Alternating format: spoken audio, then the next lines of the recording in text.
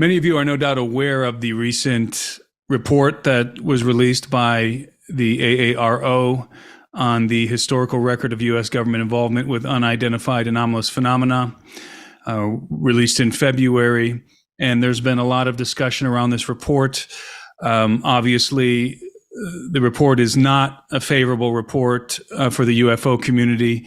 And I read the report. I read through the entirety of the report, and my assessment is that this is the mother of all government UFO disinformation reports.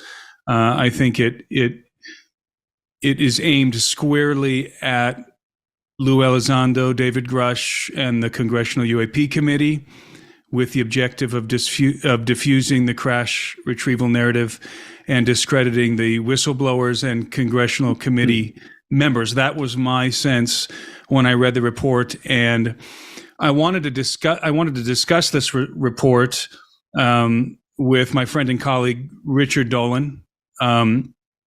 Richard has recently published on his own YouTube channel a analysis of the report, which is phenomenal, and I encourage everybody to go over there and take a look at that.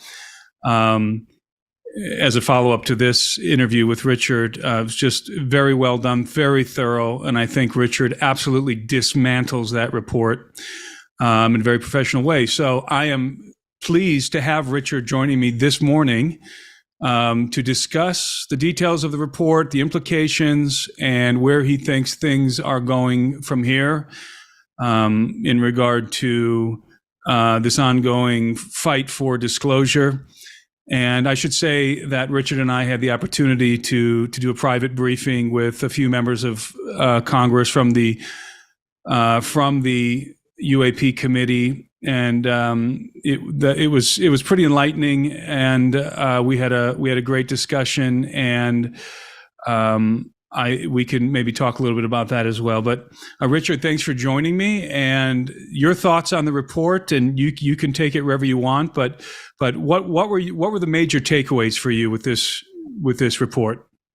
Thank you, Tim. And by the way, it's always a pleasure to be on a program with you. I've always enjoyed it, and I'm glad to be here now. So yes, the AARO report. I think I didn't know that it was going to be dropped at the time that it came out, and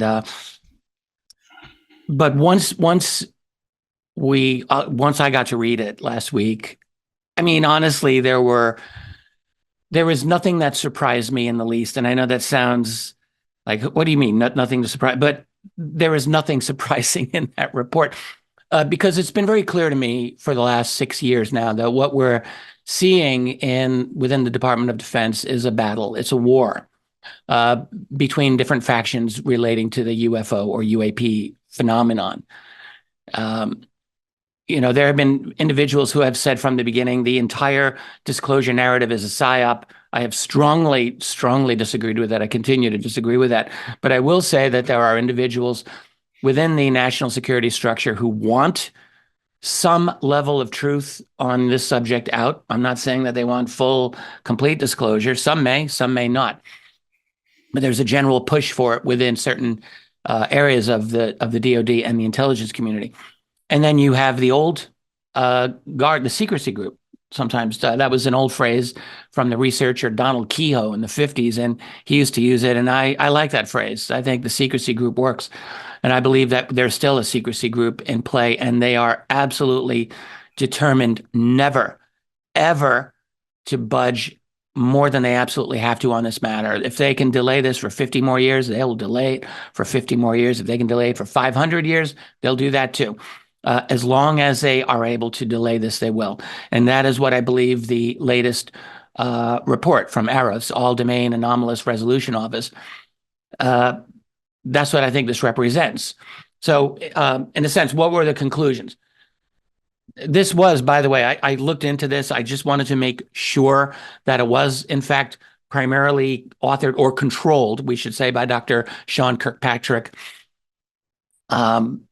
And that apparently is true. I went through my own little questions, and I just wanted to make sure that that is the case. So Kirkpatrick, even though he's kind of not officially involved, apparently, with this office anymore, was, as director, and this team, and he put this together. And so what did they say? They looked over. What's interesting about this report compared with other statements that they've made is that they explicitly got into the history of UFOs or UAP. So in other reports, they tended to focus on more recent 21st century developments and so on. In this one, this was, in fact, it's in the title. It's a historical UAP study. And so that made me very interested because that is specifically and almost exclusively what I've studied for the past 30 years is the history of UFOs. And they had a couple of conclusions. First of all, on crash retrievals, they said there's no empirical evidence for claims that the U.S. government or private companies have been reverse engineering ET. Any of these claims about known locations. We all remember David Grush last summer who said the specific addresses of where these craft and bodies are. I will give them to you. The AARO report said, yeah, there's nothing there. We've looked into it. We checked the addresses. There's nothing there. The information is inaccurate was one of the statements that they made there. And then the other conclusion is simply that there is no evidence in any of the historical studies or current that there's an extraterrestrial or, let us say, extraordinary, they didn't use this word, but essentially they said all these UAP are explainable conventionally as long as there's enough information available. And then so that was a pretty strong statement, but then beyond that, he went through a historical review, looking at a couple of different things. So one was prior U.S. government projects that may have contributed to UAP reports. So he actually goes back to things like the Manhattan Project, that is the project to build an atomic bomb during World War II. And he said that the secrecy around the Manhattan Project and also a lot of the other national labs that dealt with nuclear tech like Los Alamos and Sandia and Oak Ridge and so on, that these also probably contributed to the spike in UAP. And I thought, where are you getting this from?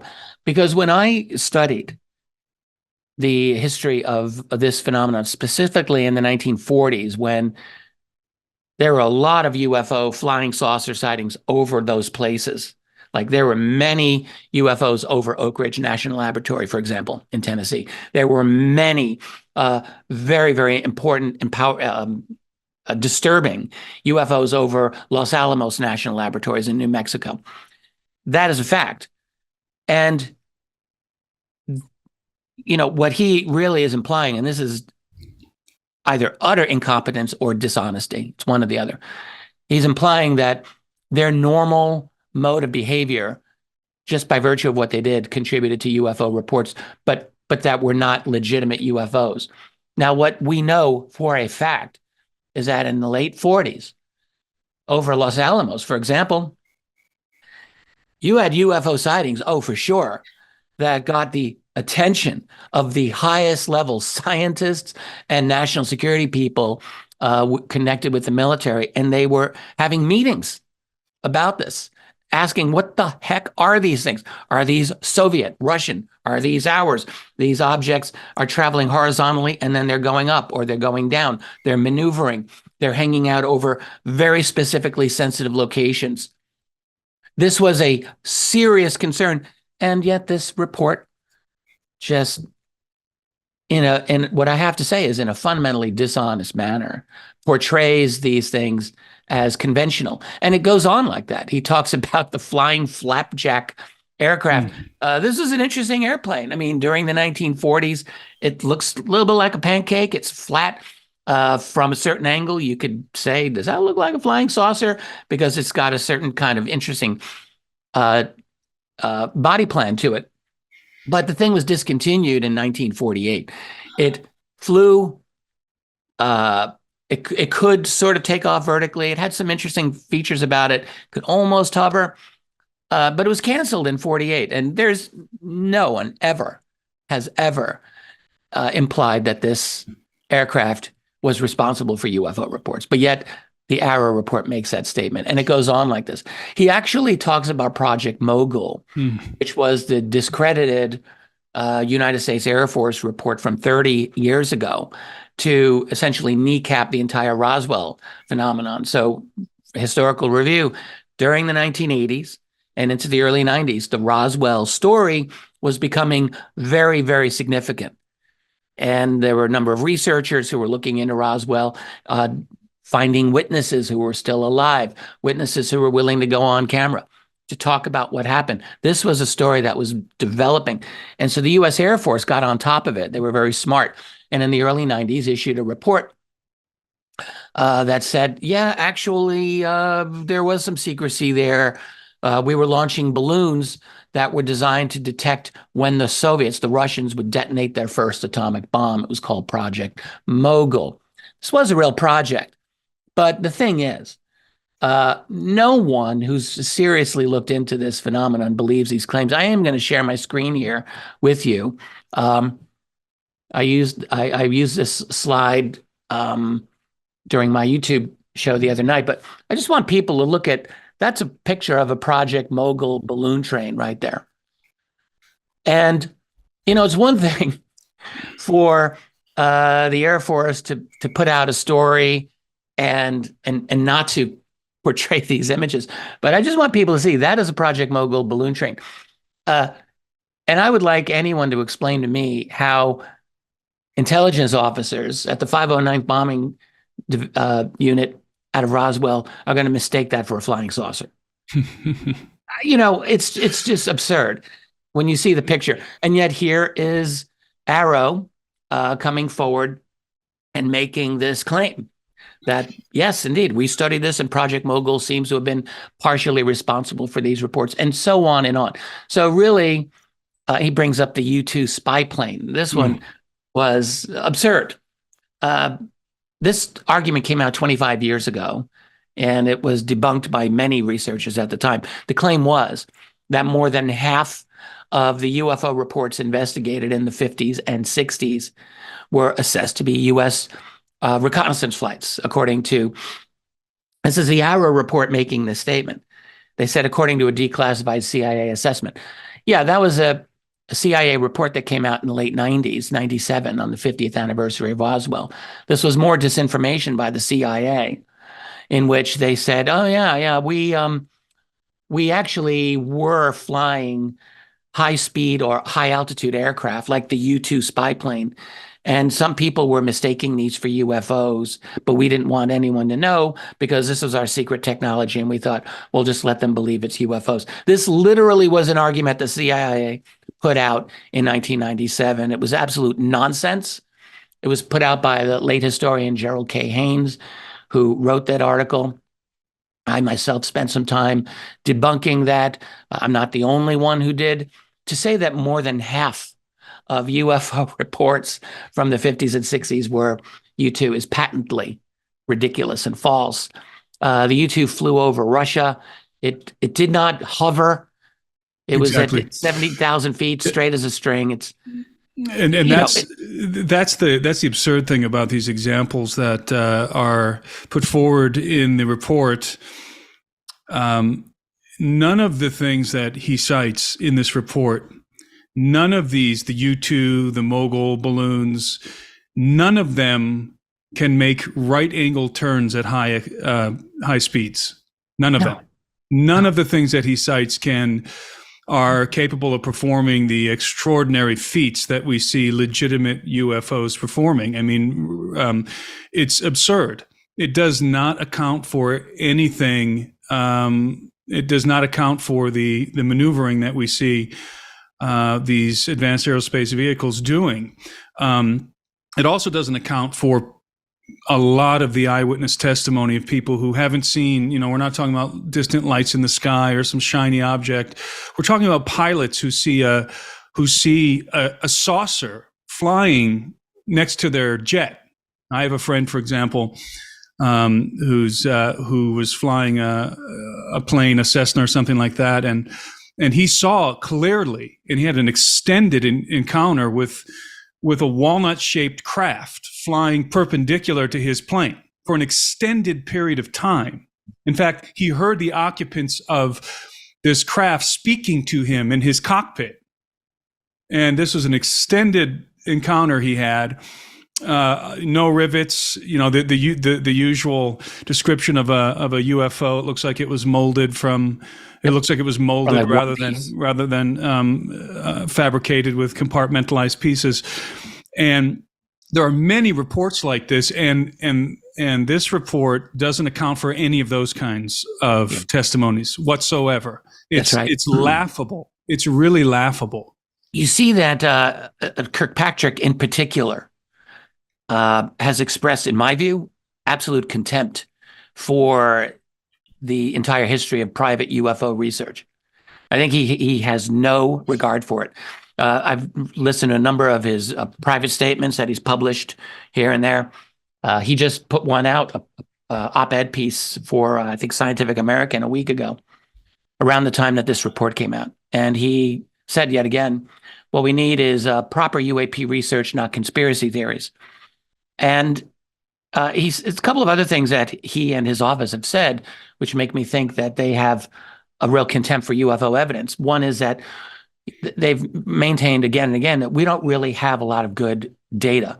And so what is data from their point of view? Well, they want a certain amount of electronic data, which we all want that. We want electronic measurable data.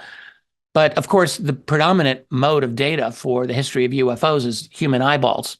Exactly. And that just becomes dismissed, truly dismissed by Kirkpatrick and the AARO team. And this account of your colleague, your friend who saw this craft, is one of hundreds of thousands, really millions of good bits of eyewitness testimony. I would encourage anybody who is really curious about this, take an hour out of your day and go to the National UFO Reporting Center. It's on the web here, and just go through the data bank he's got there. The reports go back many decades. People submit them all the time. They're up to date. It's not difficult to go through. And admittedly, these are not investigated by and large. Most of them don't get much of an investigation because we don't have the resources. But nonetheless, read what people are writing.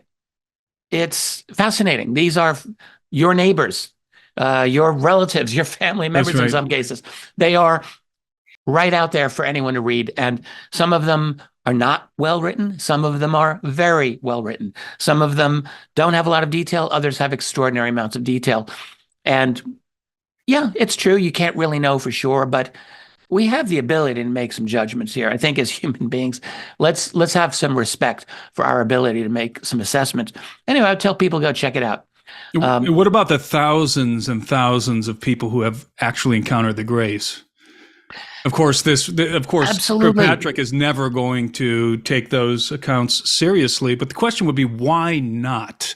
If you have a phenomenon in which thousands, indeed tens of thousands of people across the world, and perhaps even more, have actually encountered not lights in the sky, not distant shiny things, but have actually seen craft land in proximity to where they are, or be following them in their vehicles, right? And then they have the missing time, and they have a typical abduction episode. He just literally and completely discounts all of that data. And none of that is data. As I've said many times, the abduction material lends itself to scientific inquiry. It is scientific data. And to just sweep all of that off of the table as if it's completely irrelevant, you're discounting the experience of tens of thousands of people from all different walks of life, all different career paths, from the poor to the rich, from professionals, doctors and congressmen. You're just totally discounting that as fantasy, which I think is a show of great hubris. And obviously, from the very beginning, when AARO was first launched, I knew this was going to be a dog and pony show. I knew that there was a lot of excitement in the UFO community, UFO Twitter about this, but I knew we were being set up. The UFO community was being set up to be disparaged by this group. And that is exactly what happened. In fact, there are, I think, and correct me if I'm wrong, but it appears that there are more than a few disparaging references to Skinwalker Ranch and the Bigelow group in here as well. He kind of takes swipes at people. And you can feel who he's aiming at in some of the commentary.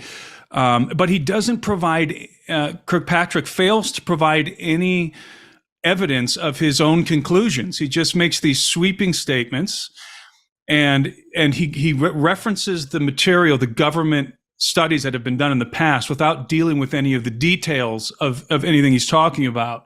So it's just incredible. Again, it's a great display of hubris on the part of Kirkpatrick and of AARO at large. This could never be accepted as a genuine academic paper. It would fail. When we were in junior high school doing math class, you were always told, show your work. That's right. He doesn't show any work here. He makes these statements, as you point out, accurately, sweeping statement. What's interesting is that that whole report, it's a little over 60 pages. It seems like it's impressive when you superficially go through it. He's showing all of the historical antecedents of this report and how they also concluded there was nothing to all of this and so on. But when you actually study it, you realize how flimsy and how really all of this is simply filler. And there is actually no genuine data whatsoever. He uses things like the Condon Committee report from the late 1960s, which many of us have studied in great detail and understand how that was literally a rigged game. And we know this for a fact. He talks about the Robertson panel sponsored by the CIA in 1953, same thing. And the whole history of Project Blue Book, as if there was never any controversy over how Blue Book was investigated. In fact, Blue Book was ripped by scientists throughout the 1960s as a joke. Everyone knew it was. But yet all of that is forgotten because people have no knowledge of history, essentially. And he gets away with it. He makes these blanket statements, but that there's no data in there whatsoever. One thing I do think might be worth, if I can share my screen one more time, thanks for letting me do that. He makes a discussion of this thing right here, the metamaterial, which just caught me off guard, I will say. I didn't expect that he would discuss this. This was a piece, an artifact, I guess we could say, that turned up in the 1990s and made its way to Art Bell, the radio host at the time, who did late night talk on UFOs and related matters. And it was said to have come from a crash in the 1940s in New Mexico of a UFO. As an aside, I will just say I happen to know, I'm very good friends with an individual who is actively investigating this via the original person who turned this into Art Bell. So that person is still alive. And I am not communicating with that person, but I have a close friend who is. So we're going to see what more we can learn. The point is, this piece of artifact here, Art Bell gave it to Linda Moulton Howe because he didn't know what to do with it. And she wisely gave it to a few scientists to look at. One of them was Dr. Hal Puthoff and Dr. Eric Davis, who are very well known. So this is what the AARO report says about this. I'm going to read this. He says, experimentation on alleged extraterrestrial spacecraft sample. AARO has concluded that a sample from an alleged crashed off-world spacecraft that AARO required from a private UAP investigating organization and the U.S. Army. That's right, because this piece was sent to the Army for analysis, where we didn't hear anything about it. But AARO comes in and says this is a manufactured terrestrial alloy and does not represent off-world tech or have any exceptional qualities. And then he goes on and says this is magnesium, zinc, and bismuth with some other trace elements like lead. Now, I just want to point out what Hal Puthoff said about this exact same material. Puthoff and Davis, as I said, studied this with high-level instrumentation for many years. And in 2018, Hal Puthoff described this for the Society of Scientific Exploration, SSE, at their annual meeting in 2018. And he just said, multi-layered bismuth and magnesium. Bismuth layer is less than a human hair. Magnesium, about 10 times the size of a human hair. He said, it looks like it's been in a crash, which is true. Some attempts were made to try to reproduce this material, but they couldn't get the bismuth and magnesium layers to bond. That's interesting. When we talk to people in the materials field, material science, who should know, they said, we don't know why anybody would want to make anything like this. They couldn't figure it out, in other words. They didn't understand, what is this thing for? It's not obvious that it has any function. And then he goes on, he says, however, time goes by, decades later, science moves along. We figured out a few things. He says, it turns out exactly that this combination of materials at exactly those dimensions turn out to be an excellent microscopic wave guide for very high frequency electromagnetic radiation terahertz frequencies. When he said that, I had to stop and look that up because I didn't exactly understand it. But what it certainly looks like is that we're talking about some type of anti-gravitic function. That is, the high frequency electromagnetic radiation is something that it was light. This is what I have come to understand. And I've listened to several analyses, I don't know if they're true, that speculate that by changing the speed of light as it goes through this material, if this is the skin of the craft, for example, that what you're doing is you're changing certain important equations. For example, there is an equation from the 1990s by the mathematician Miguel Alcubierre. It's very well known. And it's his theory of warp drive, essentially. So Alcubierre comes up with this in the 90s and says, actually, mathematically, you can create warp drive. The only problem is, in other words, you can create a space-time bubble around your craft, and within that bubble, you're still adhering to Newtonian physics, but outside the bubble, you're kind of not, and you can scrunch space in front of you, you can stretch it out behind you, you're kind of cheating around the speed of light. Okay, Alcubierre's equations, though, said the only problem is the amount of energy you need would exceed, I don't know, either all the energy in a galaxy or the universe or something like that. Like, you can't do it. But actually, if you're changing the equation and you're slowing down the speed of light, which is what I have come to understand, you don't need necessarily all that amount of energy. As one physicist, Jack Sarfati, I think, put it, he says, hey, maybe a AAA battery could do it. I think he was being facetious, but the point is, this material is very, very, let me just show it here again. It's very impressive. It is extraordinary. It does have extraordinary properties. And the fact that the AARO report specifically mentioned this material to debunk it, I found very interesting and not a little bit suspicious, to be honest with you. Yeah, just because you can identify the constituents of the material doesn't mean that you've solved the mystery. Doesn't mean that you've simply said, well, we know what the material is made of, therefore there's nothing extraordinary about it. That's a very unscientific analysis. Exactly. So if they conclude, this is a very important part of this report, if they genuinely concluded that that's a terrestrial alloy, fair enough. But the thing is, we would like to see where actually, how did you study this? How did you make your assessment? That's an important artifact, and it needs a lot more than a blanket statement as such as we've given for us to take this seriously. There, again, he didn't show his work. Yeah, exactly. And as I said in the beginning, I feel like this report wasn't so much a genuine inquiry into the UFO phenomenon, so much as it was designed specifically to debunk Lou Elizondo, David Grush, the Congressional UAP Committee, David Frazier, and so forth. Yeah. Like, it seems to be a direct response from the Pentagon against these figures and against what they're attempting to do. And that's why it's unscientific. It's trying to persuade the public, as the government has been doing for many decades, that people who believe that we are in possession of crash retrievals and perhaps non-human biologics, as Grush referred to them, are simply being persuaded by what I believe Kirkpatrick is referencing as the UFO religion, by this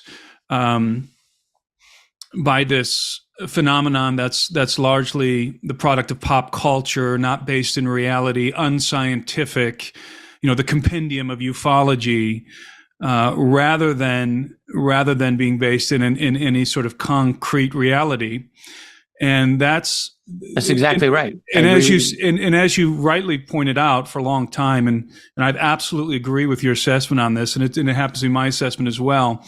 What we're witnessing and have been witnessing since at least 2017 is a factional conflict inside of the government, and perhaps even inside of the aerospace contractors.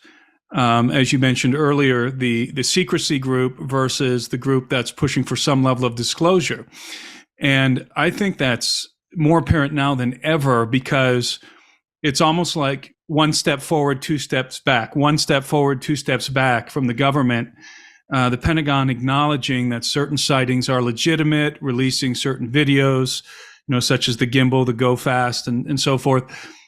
And then coming behind all of this and saying, yeah, but this is just conventional explanations here, which is remarkable to me, because I remember the name is escaping me. David Fravor, correct? The pilot. Fravor. Fravor, rather. David Fravor, who described in great detail the craft that he encountered with great specificity before Congress under oath.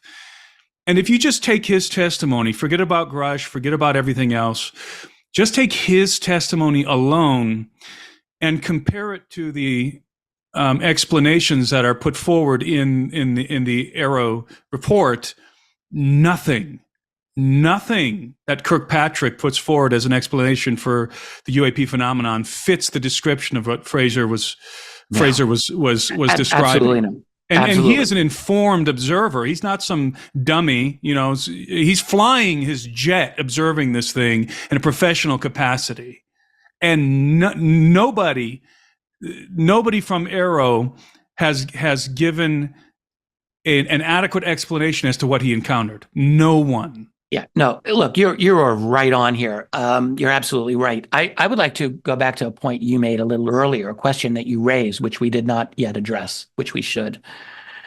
You asked, why are they stopping short of talking about alien beings and abductions, which we really should talk about. And the other thing, because that's a red line for them. And the other red line, there are several red lines. One is an acknowledgement that they actually have alien tech and alien bodies. That's a real red line, because to admit this, for the U.S. government to admit this, means that they're admitting that they've lied to the public. Exactly right. For many decades.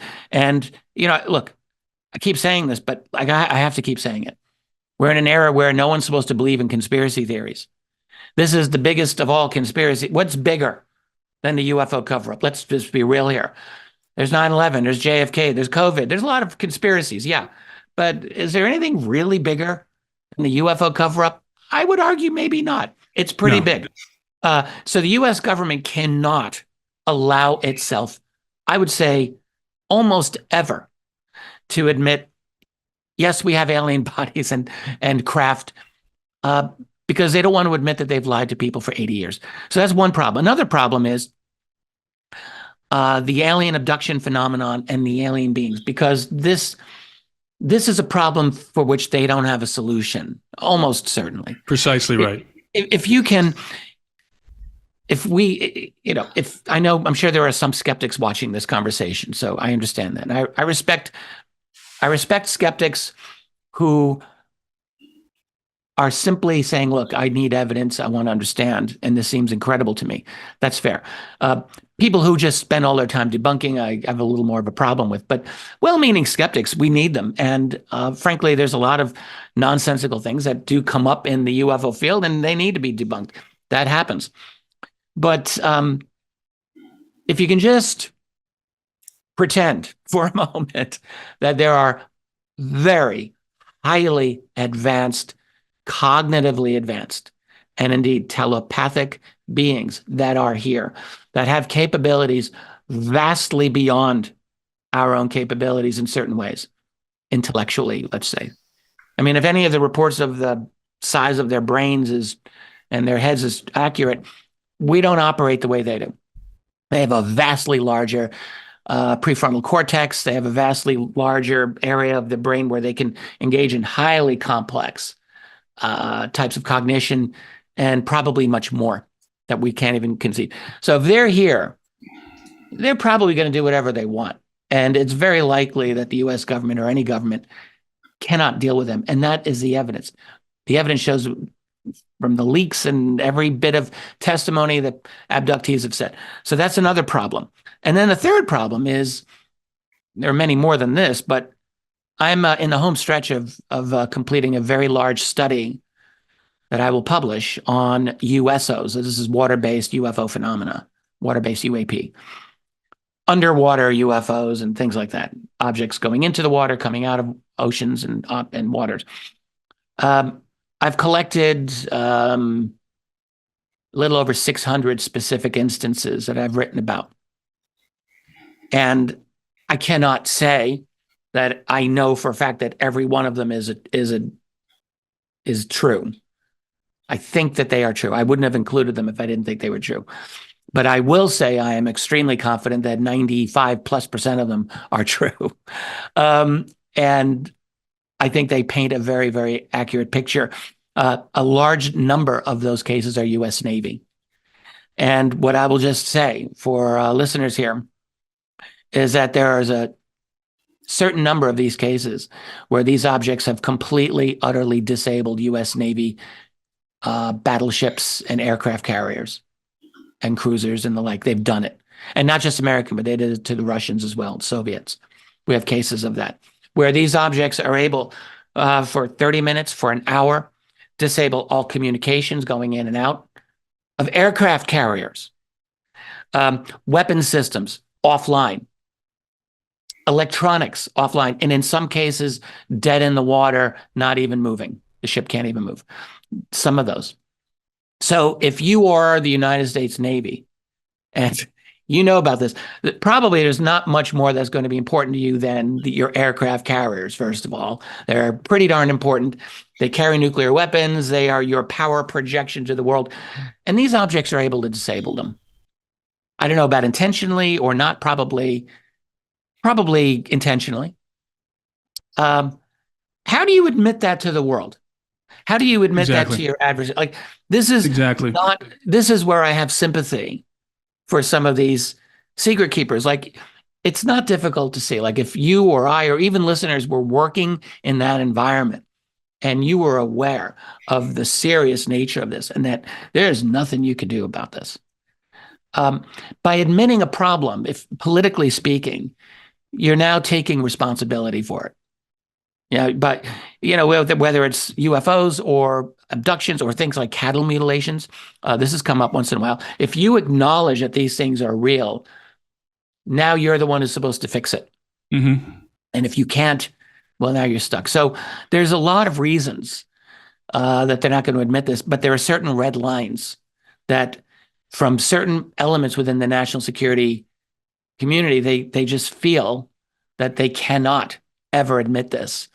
There's other red lines, but these are a few that can get us going here, and but there's many others. That's a salient point.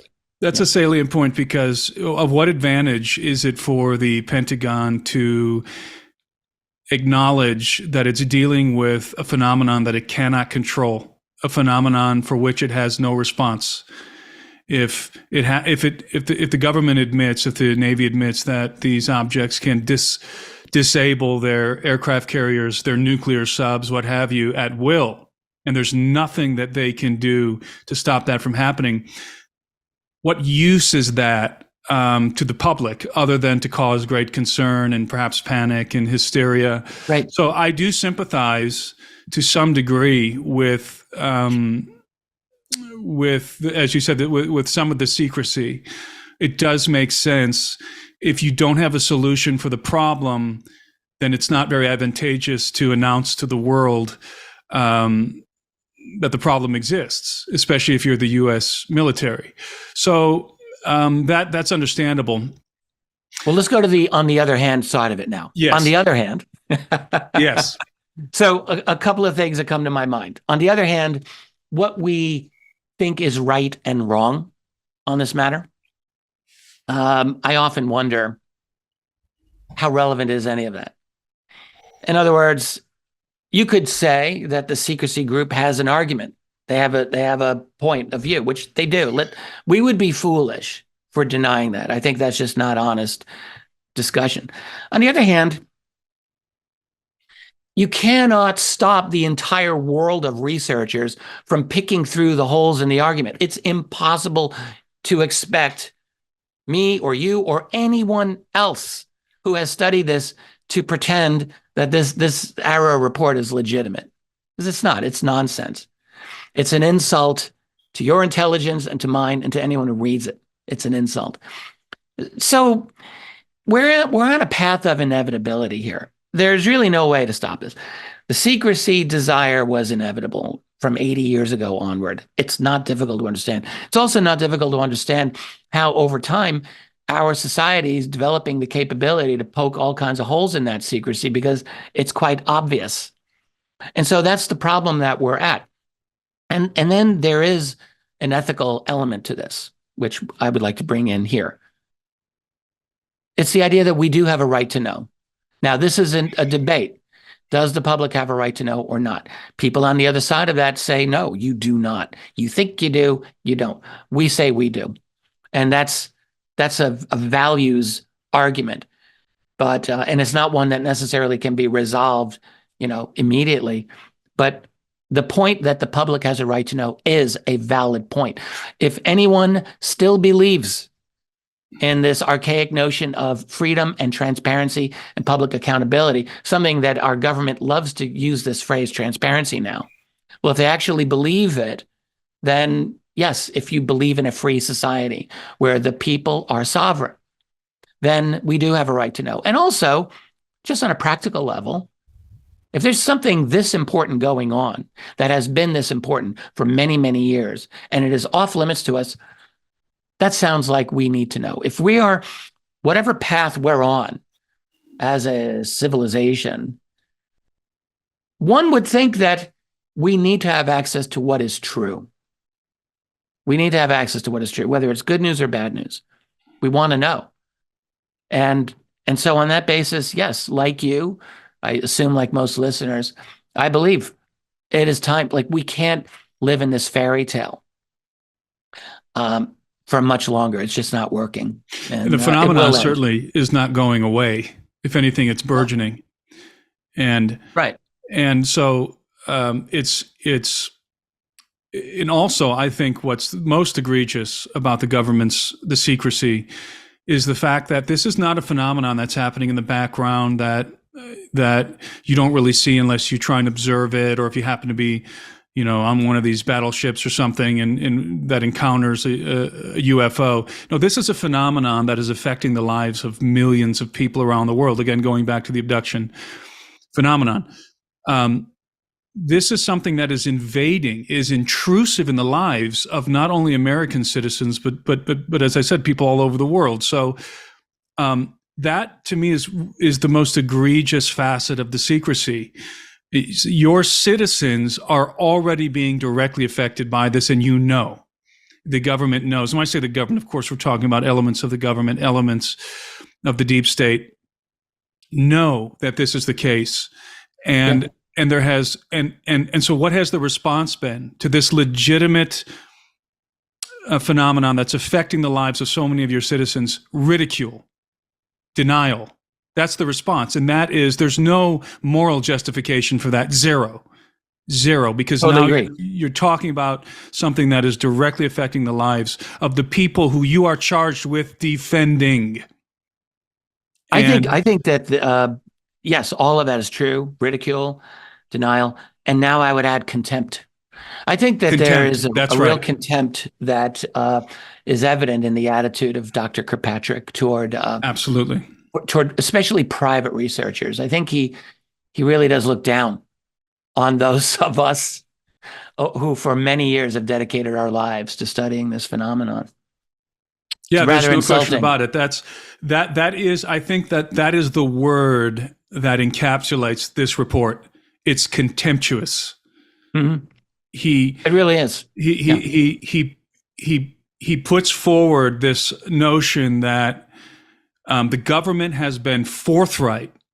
The government has been telling us, you UFO dummies out there, the government has been telling you the truth for decades. Look at these reports.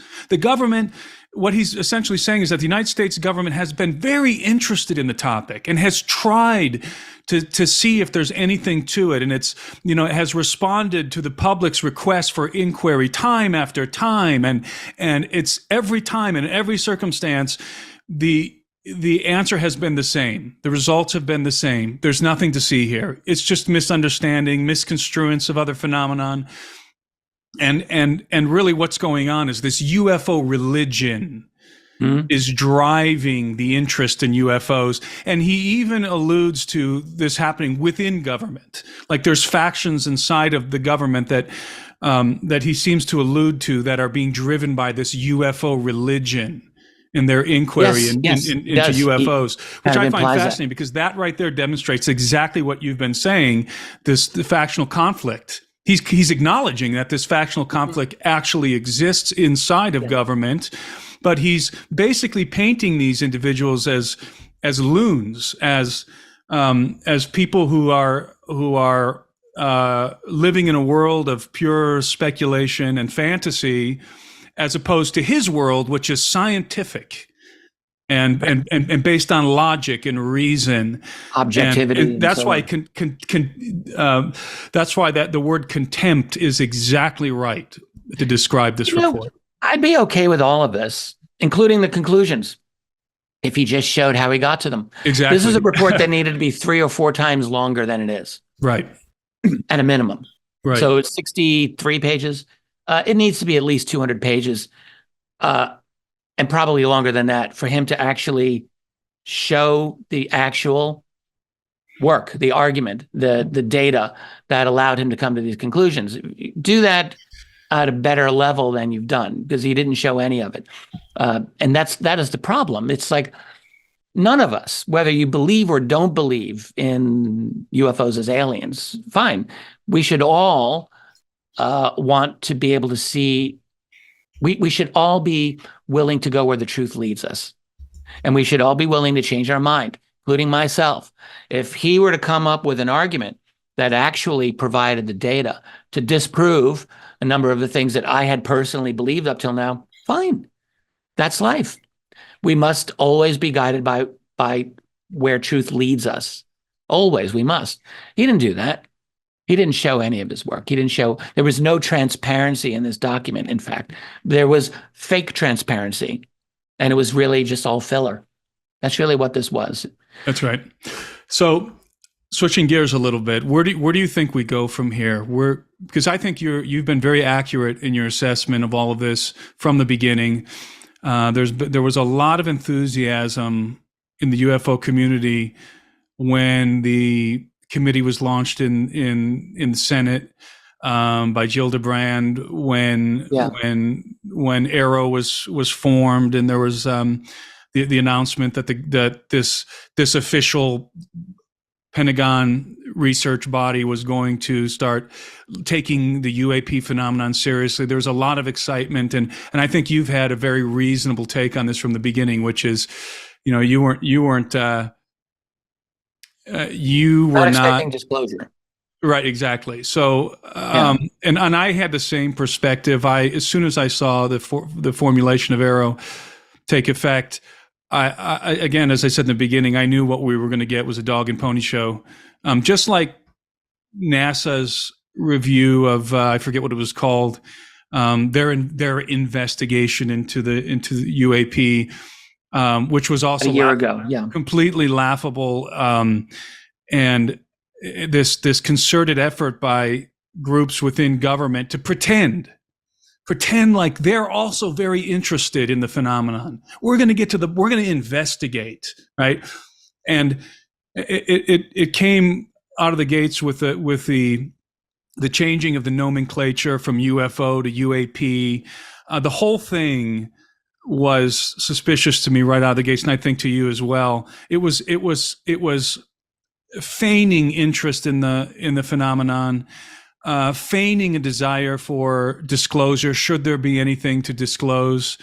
And then you had what I think was a legitimate response from Congress in the formulation of the House UAP committee.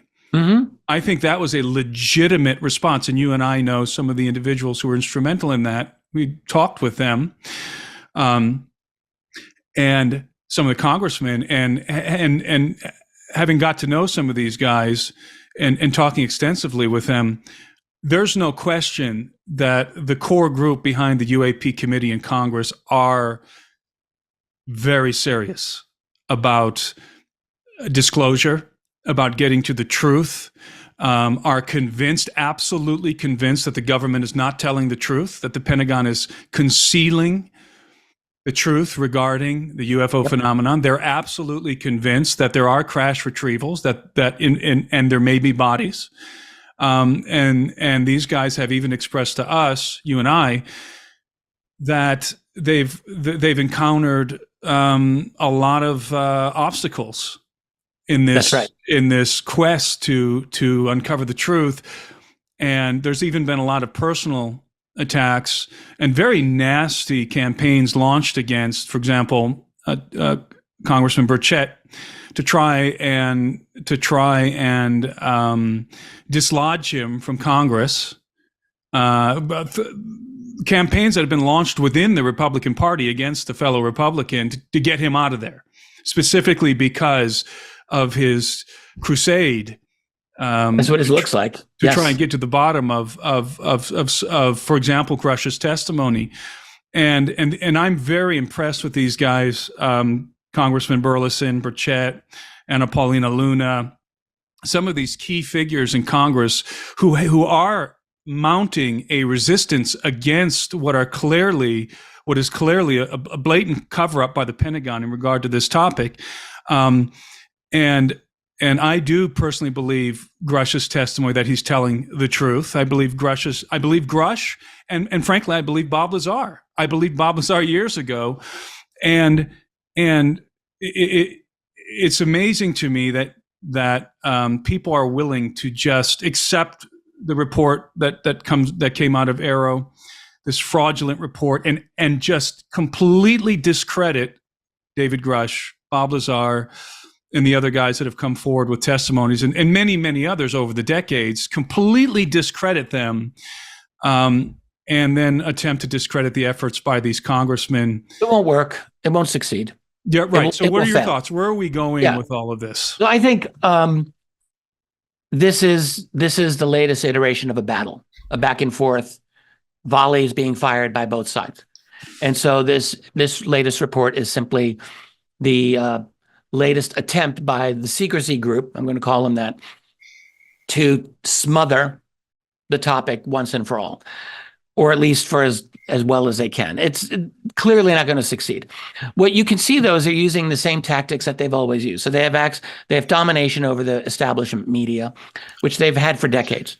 You know, back in the 90s when the CIA issued its report about the U-2 spy plane causing UFO reports, they got right into the New York Times in the late 90s, and that's their mode. Like they put out their nonsense, but they know that the major media is always going to repeat it. The Project Mogul, the Mogul balloon thing is another example of that.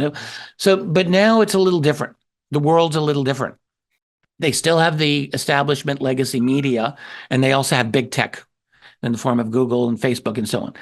But there's still a very large alternative community that's not buying this, and they know that. But they're still playing the same methodology because it's still basically all that they care about is not whether or not you and I or the public knows the truth. They don't care. We can know the truth. The only thing that they care about is that they don't have to do anything about it, that they don't have to make an admission. If the little people like us form our conclusions that there's a grand conspiracy, I believe their attitude, those who have the power and or are in the know, their attitude is fine. Let the people think what they want. Doesn't matter. I mean, think about something like the JFK assassination. Everyone knows he was killed in a conspiracy.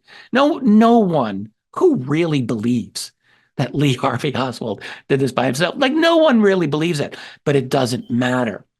We had a JFK Truth Commission 30 years ago in Congress, and that didn't do anything because the fundamental official truth is still inverted from the actual truth. So my point is, they don't care if you know or if I know. They only care if they have to acknowledge and do something about it. And so as long as they can keep this little charade going, they'll just do that. Now, as far as what's going to happen down the road, I would suspect, in fact, I have continually been led to understand that there is still a drive for more hearings. And to me, more than anything else, this is probably the biggest variable that can continue to move things forward from a disclosure point of view. More hearings. We all saw how potent the testimony of David Grush last summer was. He came out of nowhere and had explosive testimony that got him in front of Congress, where he made a huge impact. It is the understanding of many of us, including yourself, who've been looking into this, that there are more David Grushes out there. Mm-hmm. They are waiting to speak. The problem is arranging for their security classifications to be compatible with the congressional committees that are holding the hearings. At least that's one thing that I've come to understand. And also, I assume, ensuring their safety, not simply in terms of their life, but in terms of their careers and professions. So this is a delicate matter. But my understanding is that there are more people who are ready to come forward, and that there's a desire among members of Congress. You mentioned Tim Burchett. I have total respect for him, and I agree with you. He is, I think there's no question that he is tired of the lies and secrecy, and he's expressed that many times. I think he's totally sincere. Anna Maria Luna, Representative Congressman Burleson, and others, yes, they are part of a very small group, a clique, that are trying to push this. Why is a really good question. Maybe journalists and historians can get deeper insights into that, but they certainly do appear to be doing this for real. It looks like it. They've got people who oppose them, absolutely, within Congress, within the Senate, and within the military, who are strongly opposed to what they're doing. So this is a battle. It's a turf war. They're completely aware of the gargantuan forces arrayed against them. Let's put it that way. Yeah, I've had candid conversations with some of these congressmen, and I remember asking one in particular, "Do you realize what you're up against?" I mean, this is really a David versus Goliath scenario here, because I think you would admit that the JFK assassination was a turning point in American history. It was, I would say, it was the inflection point at which the U.S. government was captured by the intelligence community. In some ways, I think that JFK was the last real American president who could wield the authority of the presidency as it was intended by the founders. I think since that event, the presidency and the government at large has been captured by the intelligence community, the quote unquote deep state. And Congress has largely lost its authority to do anything about certain topics, especially topics that relate to national security threats. Yeah, with a few I would agree. There have been a few moments where they tried to fight against that. There was 1975, there was hearings about the intelligence community in Congress, and those were actually quite serious, but they were also captured by the deep state at that time. You had senators, Frank Church of Idaho was probably the most prominent Democrat from Idaho, great guy. His career was destroyed by that, incidentally.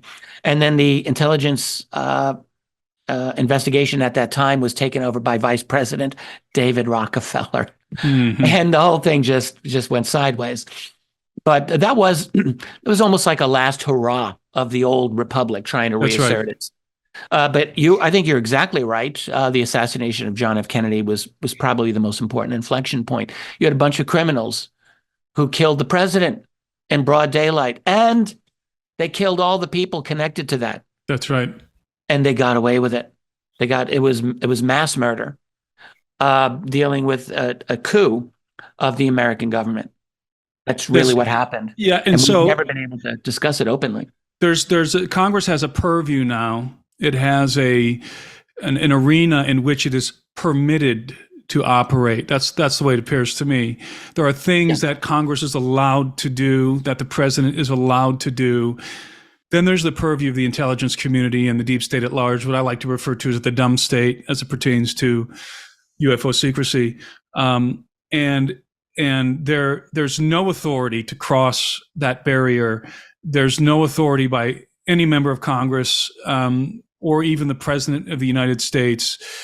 For example, Joe Biden, if he said today, if he gathered his cabinet together today and brought in the Joint Chiefs of Staff and said, I want access into some secret underground facility, I want to go there and see what you're working on, the response to him I'm convinced the response to him would be, no, you don't have the need to know. Presidents are transitory. Mm-hmm. They're not a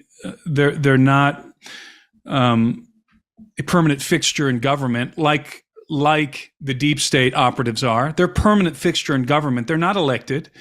They get put into these positions of power. They stay in these positions of power, and they control the most important secrets that we have, that the U.S. government has. And the need to know, and by the way, they are, according to their own charters, some of these groups are legally authorized to lie about what they're doing in order to maintain, the secrecy in regard to national security. Mm-hmm. For many decades. Many decades. This is precisely right. And so there's this perception, which is a false perception. I think this is deteriorating. This is collapsing. This perception that the American people have held of the presidency and of Congress for decades, that the president can do whatever he wants. He has the authority to look into whatever he wants. That's collapsing. It's becoming increasingly apparent that the branches of government, the three branches of government, have been captured by the intelligence community and are being controlled to some extent. Again, there's an arena in which they are permitted to operate without interference, I think, from the intelligence community. But once they try to start to cross over into certain realms, the aerospace stuff, for example, they have no authority. They have no authority. And this is becoming apparent. This was apparent during the Carter administration. Jimmy Carter was perhaps most interested in the UFO phenomenon because he had some encounters of his own. He was very interested. He came into the presidency and immediately wanted to know about the UFO stuff, and was just flatly denied access. As a president-elect, he had a meeting with CIA director at that time, George Herbert Walker Bush. George Bush Sr. was director of the CIA during the last year of Gerald Ford's presidency. And so Jimmy Carter gets elected in 1976. And this is an account that I learned from the attorney Danny Sheehan, who's a very good friend of mine. And Danny's told this a number of times, and essentially Carter wanted to get information from Bush on UFOs, UAP. Bush said, well, if you keep me on as director of the CIA, which apparently was his ambition at that time, not to become president, but to be basically permanent director of the CIA. So if you keep me on at CIA as director, I'll read you in. Carter said, no, I've got someone else who's going to be replacing you. And Bush declined. He said, I'm not going to brief you on this matter. And he didn't. There's another story that came to me from a source that I know personally, and I just can't say anything more about this individual, but who spoke to me and said during Bill Clinton's second administration, so during the late 90s, he had the opportunity to meet with President Clinton, and he's got a strong interest in UFOs and was waiting for his moment when he was alone with the president to bring up the matter of UFO disclosure. And he said to me, I finally had a moment at this event with him. We were alone for about 5 minutes or maybe a few minutes. And I brought it up. I said, he said, I was very, very pleased by your revision of the Freedom of Information laws, which Clinton did do. He did liberalize some FOIA laws in his first term. And this person said, I was very glad that you did that because I'm interested in the UFO phenomenon, and I think that's helpful for UFO research. So he was trying to open the door for Clinton to say something. Right. And according to this person, Clinton, the president, said, well, I wish there was something I could do about that topic, but my hands are tied. So essentially implying he did not have a whole lot of leeway within which to act on the matter of UFOs. This is Bill Clinton circa 1997, 98, supposedly. Right.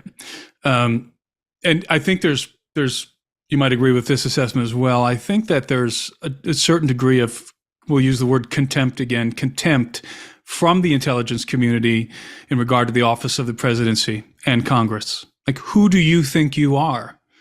You think that you have the right to know about this? I mean, and to some extent, that kind of an attitude is not excusable, but logical to some extent, because you're sitting on, as you said earlier, the biggest secret of all time. You are perhaps even to some extent interfacing with extraterrestrial, or at least non-human entities, receiving information in regard to physics, right? In regard to unknown technologies that you are secretly developing. I mean, this is going to create a God complex in the military personnel and the CEOs of these aerospace companies who are developing this technology. It's. I always go back to the terminology that you coined years ago. It's a breakaway civilization, a mentality in which, like, we have superseded you. We have technology that you can't even imagine. We have power that in terms of knowledge that supersedes anything that the quote unquote conventional government has. And so I think to some degree there's this, you're dealing with this God complex, and perhaps individuals who are in charge of these programs who are nefarious. And not in every case, but I think there are certain individuals involved in the aerospace programs, in elements of the military industrial complex that are overseeing these programs, that are not good people, and certainly not patriotic, certainly not. John Brennan. John Brennan, just for starters, this man is a pathological liar, head of CIA. You can tell when he lies because his lips are moving. That's John Brennan, and he's Clapper as well. One of these people. What's that? Clapper as well, I would say. James Clapper, absolutely. Pathological liars, these people. And the contempt that they have for American citizens, people around the world, is astonishing. It's breathtaking. And the fact that they can get into the positions of power that they have really says a lot, and it says bad things about the United States that, Yeah, that and who are people of that caliber they? are running. If they're not working for the United States government for the interest of the American people, who are they working for? What is the who is benefiting? That's really the question, I think, at the heart of this inquiry. Who is benefiting from the secrecy, from the technology, from the knowledge? Because it's not us. The American people aren't benefiting at all. We are not benefiting from this. And maybe the intelligence community would argue, well, we are, because we have, defense weaponry that we've developed that will protect America, whatever. But there's no direct benefit that I can can discern from the secrecy, from the reverse engineering, and all of this. So the question is, who is benefiting? Who is this group? And are we dealing with at the highest echelons of the so-called secrecy group? Are we dealing with something akin to the occult? Is it something like that? Are these people, is this some sort of a cabal at the top of this? I'm just speculating here because it just seems so nefarious to me. Yeah. And as I think about the secrecy group, I can't help but also contemplate the kinds of things that I've been investigating over the last year. And my followers know that I went into the Amazon and investigated in Peru and investigated this very, very bizarre situation that's been unfolding and continues to unfold in the Peruvian and Brazilian Amazon in regard to these, the so-called face peelers who very clearly are in possession of advanced technology, advanced aerospace technology, if the testimony of the villagers is to be believed. And I happen to believe them because so many of them, I don't think I ever got a chance to talk to you about this, Richard, but so many of them described to me not just these very bizarre assailants who are covered in body armor, black body armor head to foot, flying around on these circular hoverboards, platforms, but also so many of the villagers described craft that would hover silently over the village. Sometimes it had some sort of a transparent mesh, but they all described it. They drew it in the dirt for me, a few of them, and one of them drew it on an acrylic board. They all drew the same thing.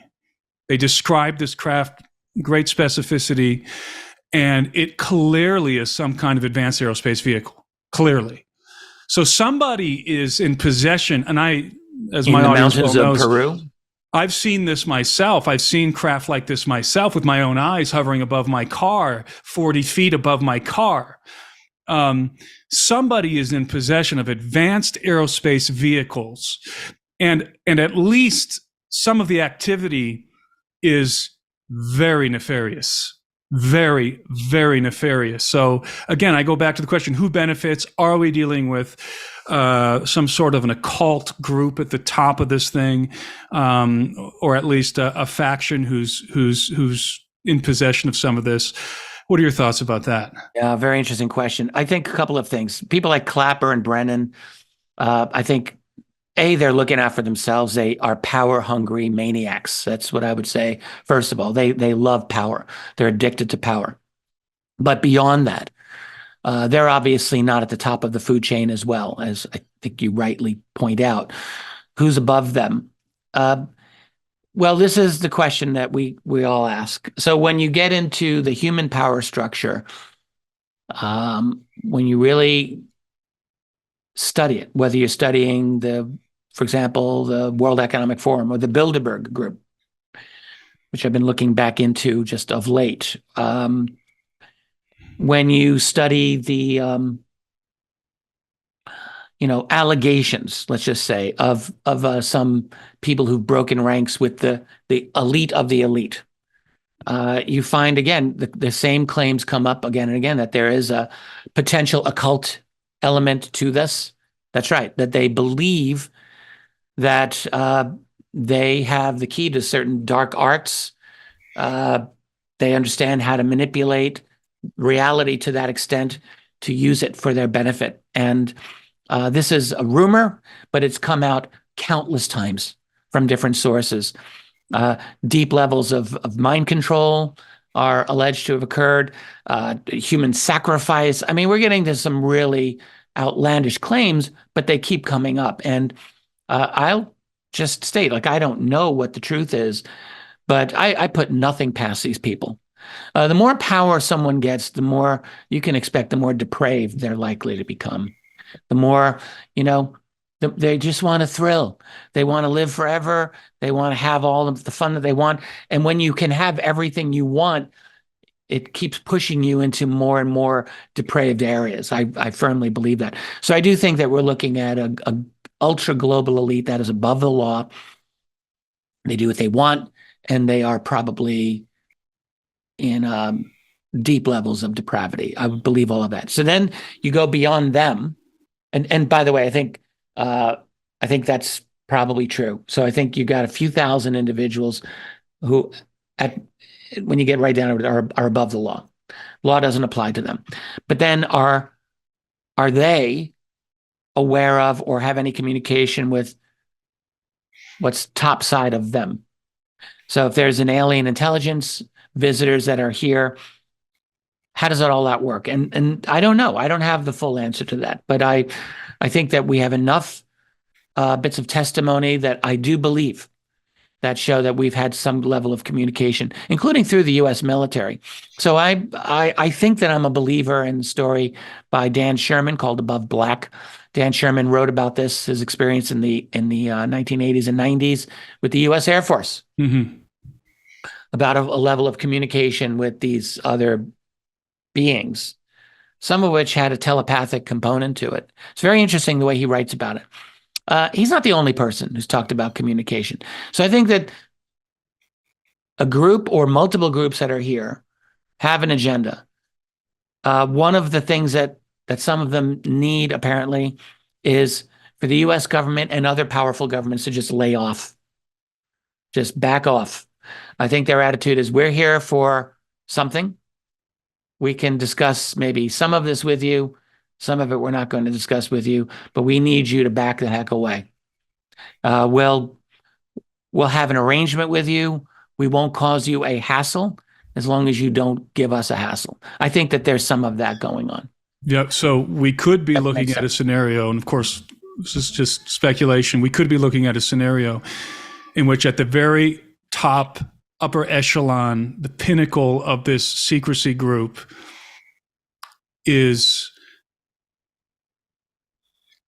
communicating, cooperating, coordinating perhaps with malevolent non-human factions. Malevolent or not all malevolent. I try to be fair here, and I can't say that I know all of the agendas. What I go by are two things. I go by the testimony that alleged abductees and contactees have. And I say alleged, but I believe many of them. And then I go by logic. What makes sense to me? And that's admittedly, look, I can't prove some of these things, but it makes sense to me based on all the testimony that we have more than one type of group of entity that's here. I think we may have many that are actually operating here. For this time in our history, it makes perfect sense to me. 200 years ago, there would not have been the interest or the need that other beings would necessarily have had in our world, at least if we human beings were of any interest to them. We didn't have a capability of dealing with them in any way. We do now. We're not on their level, I'm sure, scientifically, but we have nuclear weapons. We have laser technology. We've got artificial intelligence. We're manipulating our genetic material with CRISPR. We've got nanotech. All of this has happened at once. Now they're interested. Of course they're interested. We have the ability to manipulate data to a degree that was unheard of even one generation ago, to say nothing of 100 years ago. That's important. We don't really appreciate that much. So they can see all of that. And now we've got their attention because they know we're about to be able to do things. Not necessarily to threaten them per se, but enough that we're interesting. So yeah, we're bringing the neighborhood in. Yeah, and this this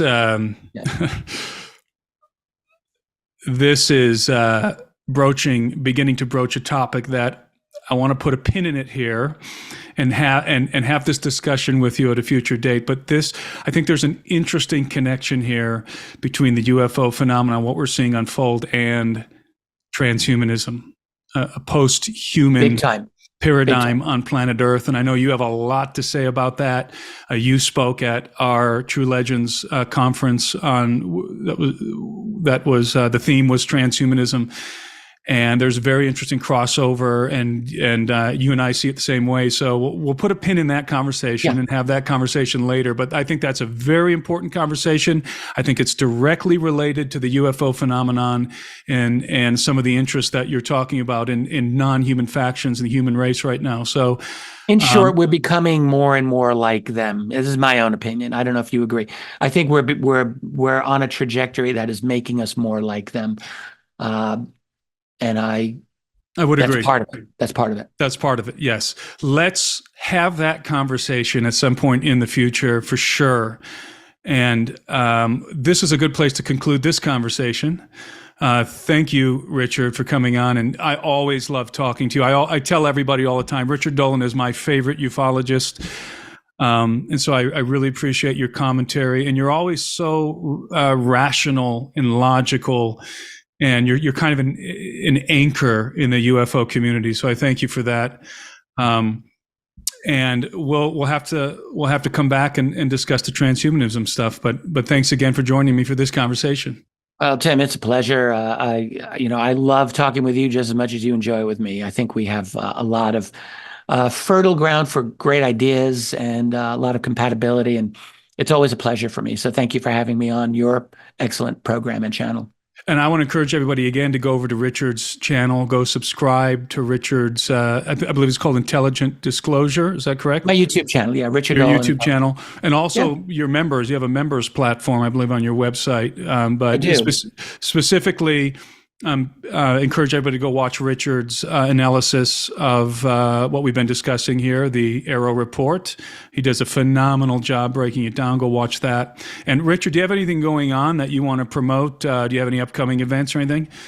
My wife Tracy and I will be at Contact in the Desert at the end of May, early June. That's in near Palm Springs, California. Go check out Contact in the Desert website. It's easy to find. And I'll be very busy there. I have no doubts. If someone wants to meet me in person, it's probably the best simple way. I don't do as many live events as I used to, but I get out there every once in a while. So we're going to be there. As I mentioned to you earlier here, I'm finishing a book, my USO book. It's the longest book I've ever written.